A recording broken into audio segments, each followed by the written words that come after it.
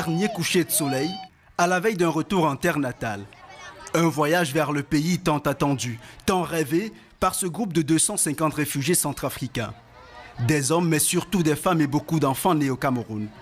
Avant leur départ, la remise d'un précieux sésame, des actes de naissance mentionnant leur nationalité centrafricaine. Sur ces actes de naissance, vous avez remarqué, il y a la nationalité de leurs parents, qui sont des centrafricains. On écrit là et là pour pouvoir donner aussi la nationalité aux enfants, pour qu'il n'y ait pas d'amalgame lorsqu'ils sont retournés chez eux. Ils ont une vie civile maintenant, c'est le début de la vie quoi. Parce qu'avec ça, ils peuvent aller à l'école, demain il faut faire les tests d'identité. Ça fait toujours plaisir quoi, de participer à ça. Ici, dans ce camp de réfugiés de Lolo à l'est du Cameroun, chaque famille a décidé d'être rapatriée sur une base volontaire. Rentrer pour renouer avec leur terre et leur passé, parfois douloureux, comme celui de cette famille.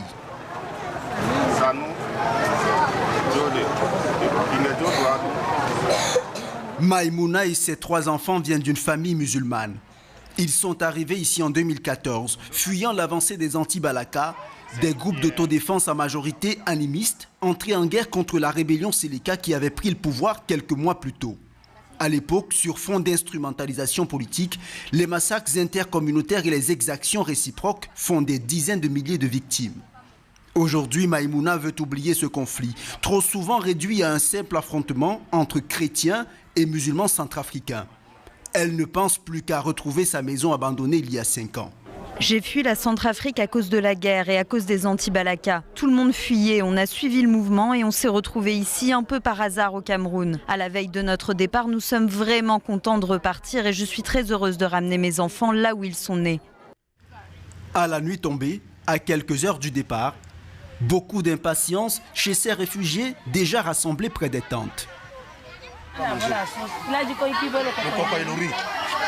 À l'intérieur, le dernier repas en terre camerounaise sous la supervision des équipes du HCR, dont fait partie Catherine.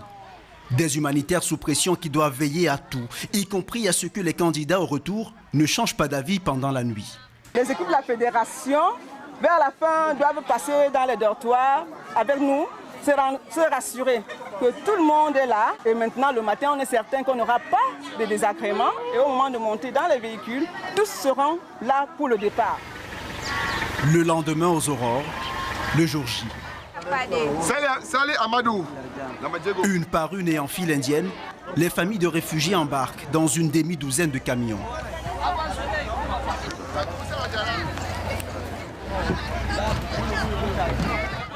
Dans l'un d'entre eux, un jeune homme de 22 ans, Abdul Nassir, arrivé ici sans parents il y a 5 ans, repartant seul pour ce voyage retour en Centrafrique, sans trop savoir ce qu'il attend de l'autre côté de la frontière, ni même s'il pourra y retrouver sa famille. Là, je suis en train de rentrer.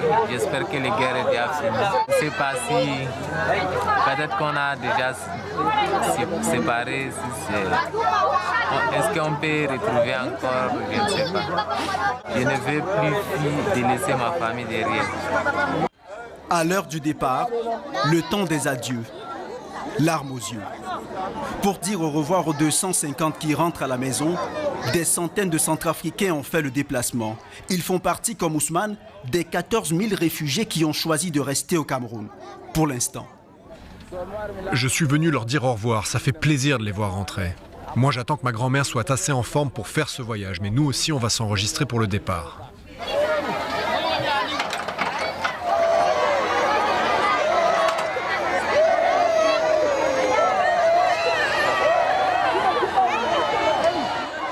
L'émotion et le mal du pays pour ceux qui restent.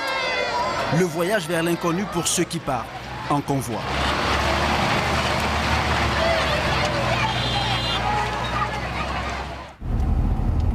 « 4 heures sur cette piste, surnommée ici la route de l'espoir, qui relie sur 130 km l'est du Cameroun à l'ouest de la République centrafricaine.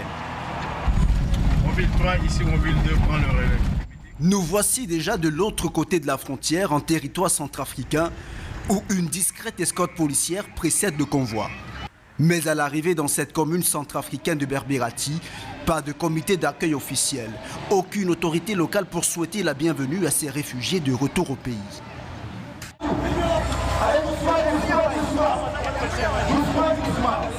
À la descente du camion, nous retrouvons Abdul Nassir, qui va encore devoir parcourir 95 km pour arriver dans son village. Mais rien qui puisse entamer pour l'instant sa joie du retour en RCA. Nous sommes très contents de chez nous maintenant. Je ne regrette pas d'être parti au Cameroun, mais je suis revenu. Je ne vais plus encore partir. Pour ces réfugiés, voici le premier point de chute. Ce camp du retour des Nations Unies que nous ne serons pas autorisés à quitter pour des raisons de sécurité. C'est ici qu'ils passeront quelques jours avant d'entamer leur futur combat. Tenter de retrouver leur famille, leur maison ou leurs biens dans un pays où la paix est encore si fragile, où près des 3/4 du territoire échappe toujours à l'autorité de l'État.